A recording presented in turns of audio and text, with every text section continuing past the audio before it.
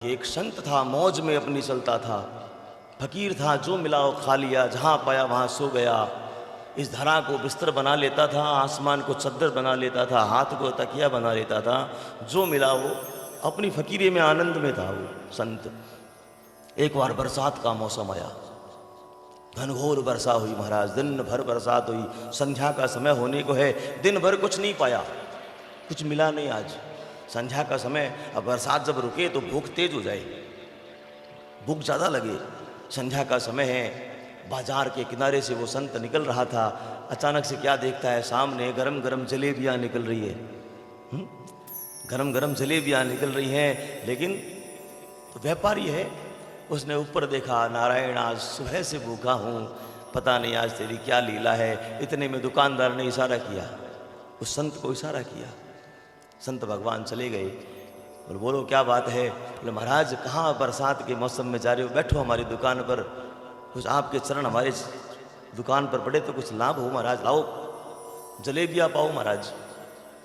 संत ने कहा हमारे पास कोई द्रव्य नहीं है देने के लिए आपको, आप व्यापारी हो, तो महाराज आपसे किसने मांगा है।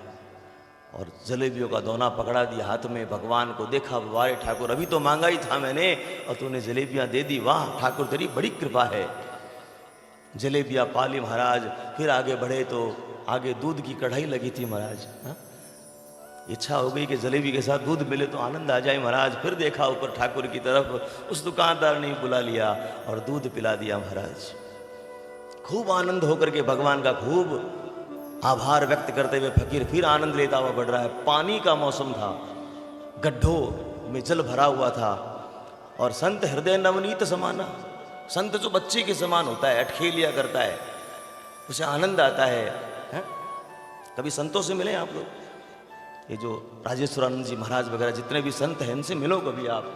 लगते हैं कि इतनी दूर, लेकिन जब मिलोगे तो लगेगा बच्चे से होते हैं। स्वभाव इनका एकदम सरल, एकदम आनंद देने वाले होते हैं। अपने निकट बैठा करके खूब आनंद देते हैं महाराज। हम पर कृपा करी है संतों ने।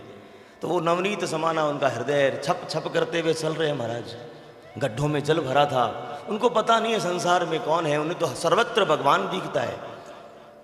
सामने पानी भरा था, गड्ढा था, उन्होंने छलांग मारी, आनंद ले रहे हैं जल का। पीछे से एक प्रेमी प्रेमिका का जोड़ा भी चल रहा था, और जैसे ही एक छलांग मारी उस गड्ढे में, वो कीचड़ उछला और उस नवयुगल जो था उसकी प्रेमिका के मुंह पर जाकर कादा गिरा, कीचड़ गिर गया। जैसे ही गिरा महाराज, वो प्रेमी बौखला गया। उसे लगा कि ये संत ढोंगी है, जानबूझ करके इसने ऐसा किया है मेरी प्रेमिका को छेड़ने के लिए महाराज। उसने आव देखा ना ताव, गया दौड़ता हुआ और संत की तरफ मुड़ करके एक थप्पड़ संत के गाल पर जड़ दिया महाराज। संत ने एक बार देखा, फिर ऊपर देखा कि वाह ठाकुर तेरी बड़ी लीला अद्भुत है। अभी तूने जलेबियाँ खिलाई थी, अभी तूने दूध पिलाया था, अभी थप्पड़ खिला दिया। वारे ठाकुर तेरी अद्भुत लीला है। कुछ नहीं कहा संत ने, और संत अपनी मौज में आगे बढ़ गया। उसके होठों के पास से रक्तपान होने लगा महाराज, रक्त निकलने लगा। सारे बाजार में सबने ये दृश्य देखा। अभी तो कुछ क्षण बीते थे महाराज, अचानक से बिजली कौंधती है, और बिजली कौंधती उसकी प्रेमिका के ऊपर गिर जाती है, और वो अचेत होकर के उसी नाले में गिर पड़ती है। जो आप सोच रहे हैं वही सारा बाजार सोच रहा था, वही प्रेमी सोच रहा था कि इस संत ने श्राप दे दिया। अब तो सारा बाजार आया, उस छींटे मारे, अचेत सी पड़ी है, मरी नहीं वो। सब ने जाकर कहा कि उस संत का तूने अपमान कर दिया, वो तो अपने आनंद में था, अपनी मौज में था, जा उसे क्षमा मांग ले। वो भागता हुआ जाता है, संत को पता ही नहीं हुआ क्या, वो अपनी मौज में उसी तरह उछल कूद कर रहा है। जाकर चरणों में गिर गया, महाराज मुझे क्षमा कर दीजिए। संत ने देखा कि तू कौन? अरे महाराज मैंने आपको अभी थप्पड़ मार दी, क्षमा। तो क्या हुआ, सारी बात बताई।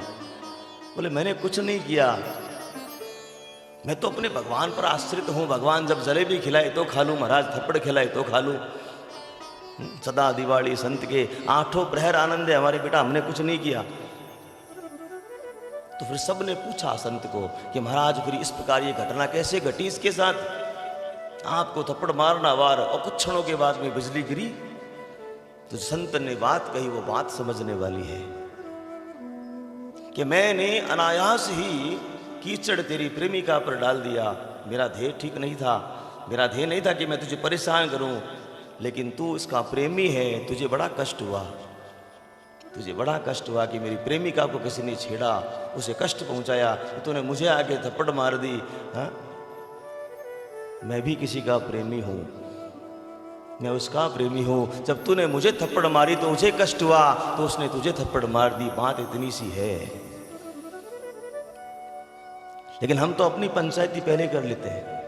कोई हमें कष्ट पहुंचावे और हम अपने आप जज और लॉयर बन करके उसका हिसाब किताब स्वयं ही कर लेते हैं। तो भोलेनाथ कहते हैं भाई तूने जब कर ली पंचायती, सारा जजमेंट न्याय तूने अपने आप ही कर लिया, तो फिर मेरा काम क्या है।